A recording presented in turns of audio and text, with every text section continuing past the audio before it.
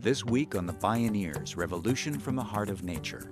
We got to think about what it is that we are doing that is going to sustain our relations to our relatives, because that's how we're going to survive on in this next millennium. I'm Neil Harvey. Mending the Earth with Native American leaders is our focus this week on the Bioneers, Revolution from the Heart of Nature.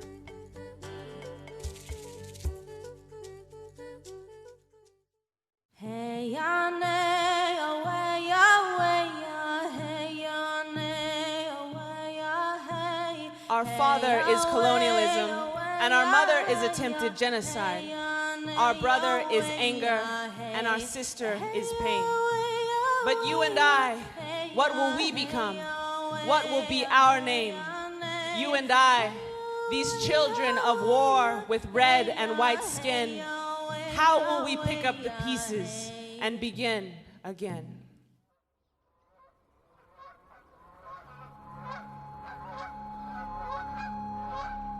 How me dakia.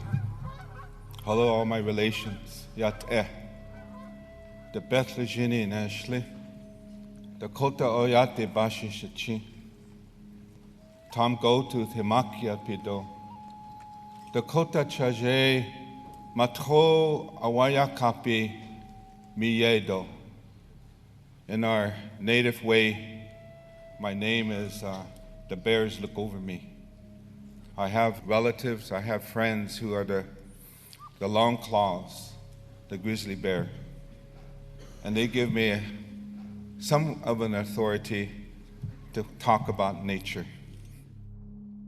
In this epic moment of climate disruption and ecological and social breakdown, the Iroquois leader Chief Oren Lyons asks the central question of our time. How do you teach 7 billion people to respect their relationship that they have with the earth? Soon, now. Restoring the shredded fabric of those relations has moved from urgency to emergency. Indigenous peoples know, as Dr. Martin Luther King Jr. said, we may have all come in different ships, but we're in the same boat now. As the world's old-growth cultures, Indigenous peoples are rising up worldwide with a clarion call to protect the sacred earth and conserve the living treasure of Indigenous earth-honoring wisdom and biocultural diversity. In this program, Indigenous leaders Dakota-Dine Tom Goldtooth, Anishnabe Winona LaDuke, Aleut Ilarion Merculief, and the White Buffalo Souldiers, Lila June Johnston Dine and Desiree Harp Mishiwal Wapo Dine, invoke a new paradigm that begins with a change of heart. This is Mending the Earth, one team and everybody wins. My name is Neil Harvey. I'll be your host. Welcome to the Bioneers, Revolution from the Heart of Nature.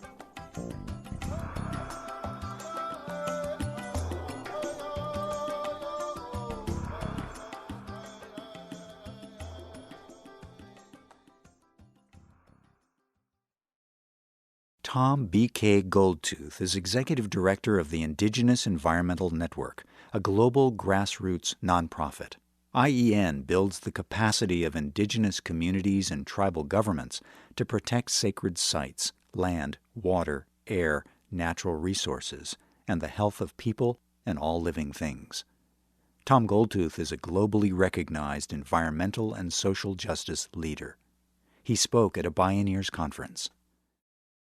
Working for environmental and economic justice is spiritual work that reaffirms our human relationship and responsibility to protect the sacredness of Mother Earth and the recognition of Father Sky. One of the goals of this work is to secure a healthy and safe environment for all people, all future generations, with no disparities in who is more protected. The modern world cannot achieve economic sustainability without environmental justice and without strong environmental ethics that recognizes our human relationship to the sacredness of Mother Earth. The future of mankind depends on a new economic and environmental paradigm. Brother, can you spare a paradigm? And what might that look like? Tom Goldtooth says many of the so-called solutions being put forth to address the climate crisis come from the same paradigm that created the problem. He says carbon trading schemes are one of those problem solutions. These systems tax polluters for their carbon emissions, and the revenue generated is redirected to reforestation and other carbon capture projects. It sounds good in theory, but what about in practice? And who really benefits? Tom Goldtooth. History has seen attempts to commodify land, food, labor, forests, water, genes, and ideas, such as privatization of our traditional knowledge. Carbon trading follows in the footsteps of this history and turns the sacredness of our Mother Earth's carbon cycling capacity into property to be bought or sold in a global market. Through this process of creating a new commodity, carbon, Mother Earth's ability and capacity to support a climate conducive to life and human societies is now passing into the same corporate hands that are destroying the climate. Carbon trading will not contribute to achieving protection of the Earth's climate. It is a false solution.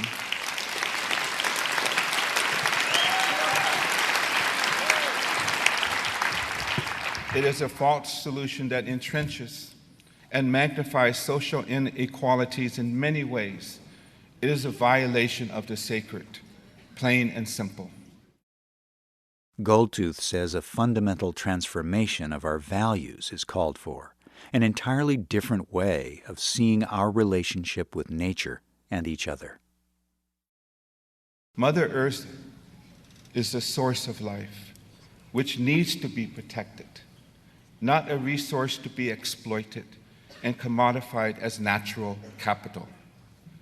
Herman Daly, the father of ecological economics, I was told, once said, "There is something fundamentally wrong in treating the earth as if it were a business in liquidation." Long-term solutions require turning away from prevailing paradigms and ideologies centered on pursuing economic growth, corporate profits, and personal wealth accumulation as primary engines of social well-being. The transitions will inevitably be toward societies that can equitably adjust to reduced levels of production and consumption, and increasingly localized systems of economic organization that recognize and honor and are bounded by the limits of nature, that recognize the Universal Declaration on the Rights of Mother Earth.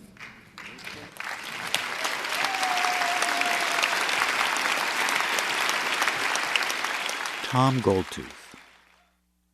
From some indigenous perspectives, the new paradigm looks a lot like their old paradigm. Winona LaDuke recalls her Anishnabe people's creation story. Originally living along the northeastern seaboard of Turtle Island, now the United States, a prophecy directed the Anishinaabe to move west, to the place where the food grows upon the water. And so the Anishinaabe moved to the Great Lakes region and began their relationship with wild rice. And so we have this food, monomen, which means the most wondrous seed, the most wondrous food that is a part of our migration story and is very much a central part of our culture as Anishinaabe people. We have cared for those rice beds. We have cared for our lakes and rivers for as long as we have been in Anishinaabe King, as long as the Creator has placed us here. And we feel very good about our relationship to our place.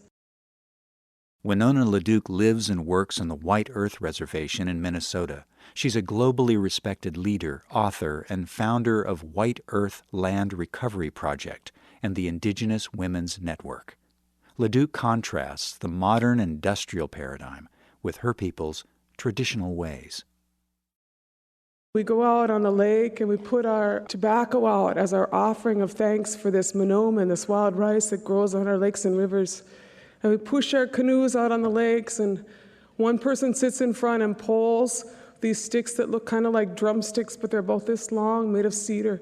And the second person, that's how we knock rice, and the second person pulls with a long pole through the rice beds.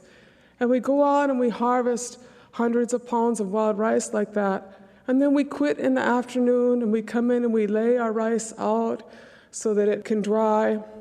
And then we parch it over a fire for a couple hours, and we dance on the rice, like the grape thing, to separate the hulls from the rice. Or then now sometimes we use a little thing that's run by a tractor motor because we're intermediate technology people. And then after that, we winnow it with a new Scotchenog in a basket or else a fanning mill. And we always have a big feast and a Thanksgiving. And that is how our wild rice harvest is a very significant part of our culture and our community. And these anthropologists witnessed us, and what they noted is that we quit harvesting partway through the day, and then we danced and celebrated our rice harvest. And they were very upset with this and basically said we were never going to become fully civilized people because we didn't work the way they wanted us to work. And so it took them about 40 years to figure out how to botch it up, but that's what they did. They figured out how to grow rice in rice paddies in northern Minnesota using chemicals and fertilizers, and then draining it and harvesting it with a combine and calling that progress. Then in the year 2000, the University of Minnesota cracked the DNA sequence for wild rice. The Anishinaabe now face the added threat of how genetic engineering and genetic contamination could destroy their sacred food and lifeways. How do you explain genetic engineering to an Ojibwe speaker? You let me know. That was my job. I explain this the best I can, and this one man says, one of our chiefs, who says, "Who said they could do that? Did Gitche Manitou say they could do that? Who gave them permission?" And that is the ethical question, isn't it? Ethics. Winona LaDuke highlights the clash of values and worldviews, of paradigms, that's raising the stakes on the choices civilization faces today. My father passed away about 15 years ago. But he used to say, and I don't know if I ever really got it until about a year ago, he used to say, "I don't want to hear your philosophy unless it grows corn." Isn't that an interesting thing? And it took me this long to figure out what he was talking about. We are all in the richest and most powerful country of the world, and we were all products and colonized by the petroleum era. We have a lot of things that we think about and do that have nothing related to our sustainability and recovering these relationships with our relatives. And so, you are all a really smart and in touch, decolonizing, I'm praying on that one, bunch of people out here. And, my dad was right. We got to think about what it is that we are doing that is going to sustain our relations to our relatives, whether they have wings or whether they have fins or whether they have roots, because that's how we're going to make a path that we're going to survive on in this next millennium. Winona LaDuke. When we return, Aleut leader Ilarion Merculief offers another key for thriving in this next millennium, and more from Tom Goldtooth and the White Buffalo Souldiers. This is Mending the Earth, one team and everybody wins. I'm Neil Harvey. You're listening to the Bioneers, Revolution from the Heart of Nature.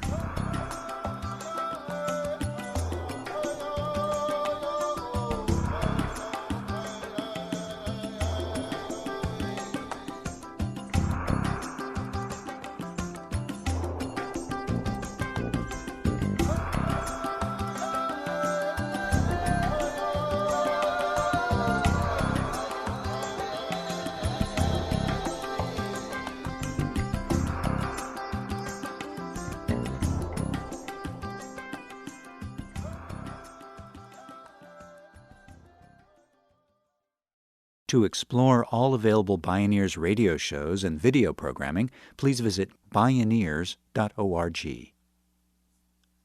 The way we see the world creates the world. If a new way of seeing is needed, what might that look like?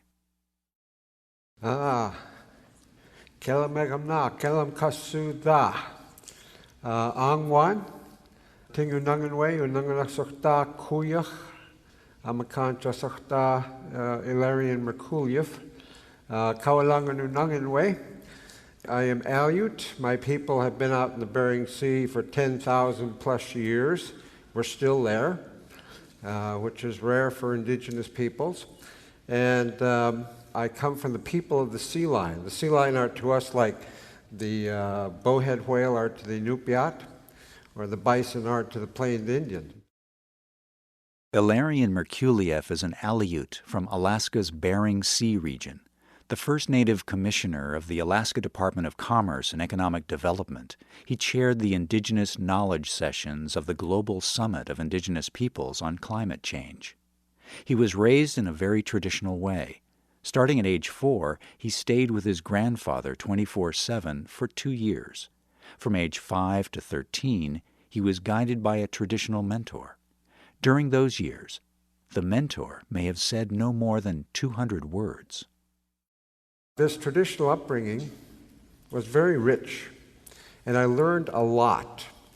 I learned how to be present in the moment, how not to think, be in words, how to use the entire intelligence of the human being, the gut feel, the 5 senses, the intuition, the heart sense, and operate from there.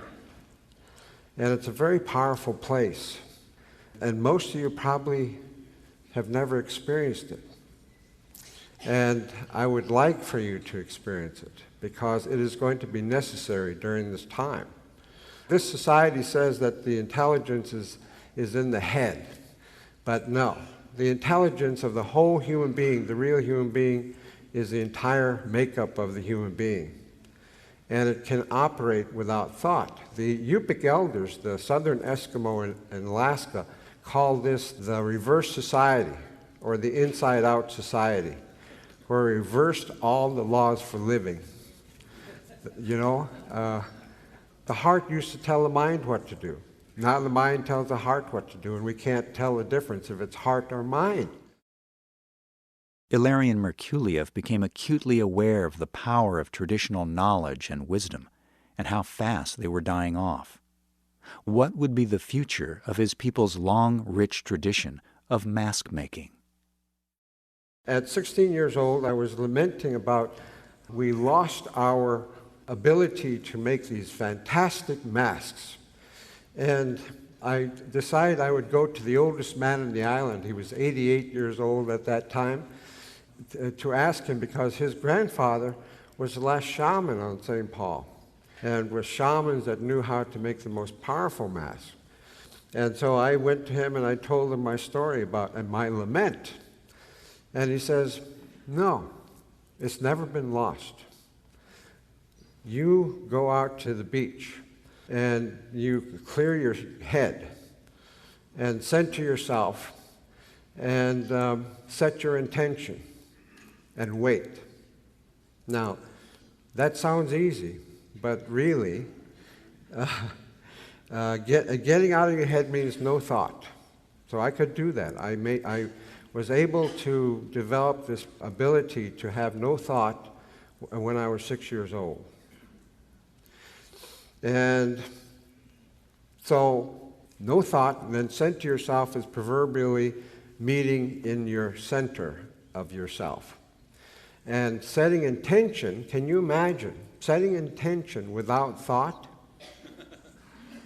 What is that?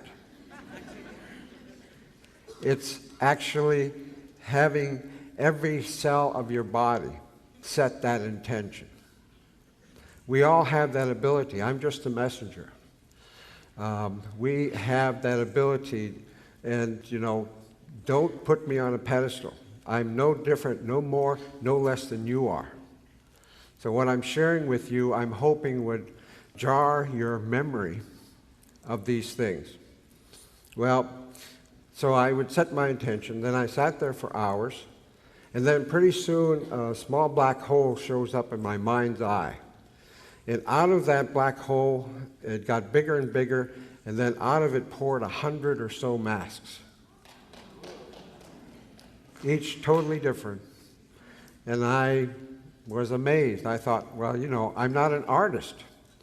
And how could this happen? So I went back to the old man and I asked him, he said, well, good boy.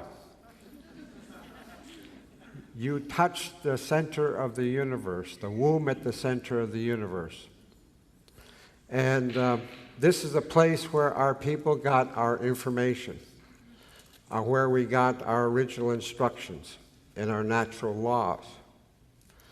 And this is when I first discovered this thing and why women were always considered sacred. Because inside of women is the identical field that creates and has creativity as this field at the center of the universe. This exists, it's real. And the women, it was the women that would initiate our shamans. And we were egalitarian, but the women had their role and they were the leaders. So they would guide our shamans and our people on these ways that everybody got. And it was the source of the original language of one, where we could talk with anything in creation. It's very powerful. Ilarion Merculief. Again, Tom Goldtooth. To restore the Earth's balance, we need to shift from a philosophy of dominion over nature, dominion over self, to a relationship and understanding and respect of the natural laws and love for the beauty of the creative female principle and energy of Mother Earth. Earth jurisprudence recognizes the concept that we only have one Mother Earth. We must stand together in solidarity to protect her. Thank you very much.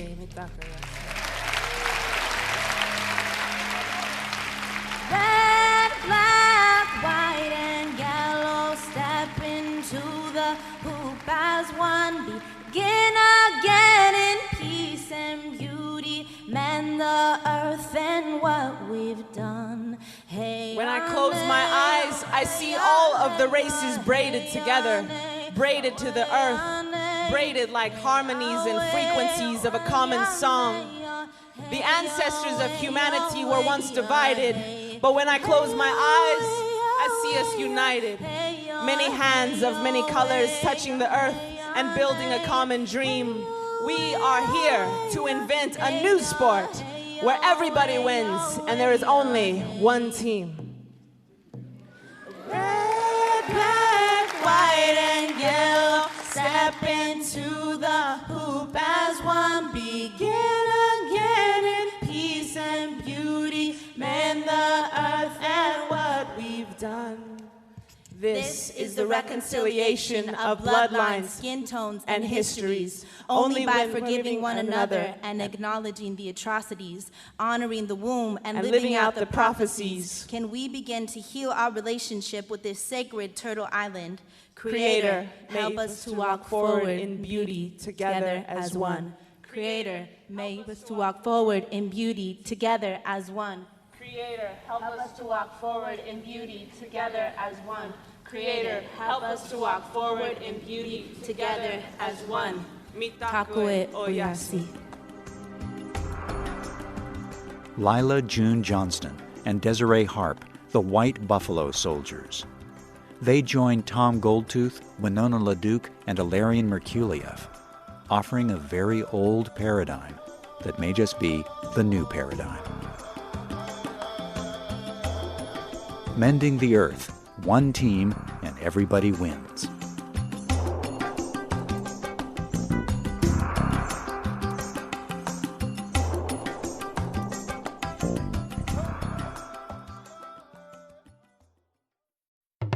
You can see Tom Goldtooth, Ilarion Merculief, and Winona LaDuke's complete talks, or explore more Bioneers radio shows and video programming online at bioneers.org. For information on attending the National Bioneers Conference and Bioneers events in your area, please visit bioneers.org or call 1-877-BIONEER. The Bioneers Revolution from the Heart of Nature is a production of Bioneers and Collective Heritage Institute. Executive producer Kenny Ausubel. Written by Kenny Ausubel. Senior producer Neil Harvey. Managing producer Stephanie Welch. Distribution is by WFMT Radio Network.